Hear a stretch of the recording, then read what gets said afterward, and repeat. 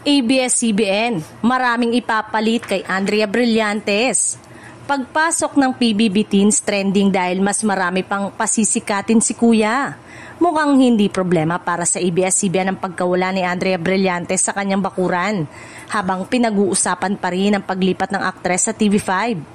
Abala naman ang Kapamilya Network sa pagpapakilala ng mga bagong mukha ng kabataan na posibleng pumalit sa pwesto ni Blythe bilang isa sa mga teen icons ng ABS-CBN. Kasabay ng pagbubukas ng bahay ni Kuya para sa bagong batch ng Pinoy Big Brother teens. Trending agad sa social media ang mga bagong housemates dahil sa kanilang karisma, talento at natural na charm. Marami sa netizen ang nagsabing tila naghahanda ang ABS-CBN ng bagong henerasyon ng teen stars na siyang magpapatuloy ng legacy ng mga tulad nina Catherine Bernardo, Daniel Padilla at Andrea Brillantes.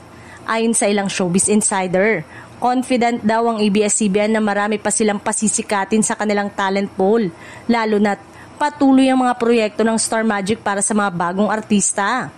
Sa ganitong galawan, malinaw na kahit lumipat si Andrea sa ibang network, hindi titigil ang ABS-CBN sa pagtuklas sa mga bagong bituin na magpapaingay sa telebisyon at online platform.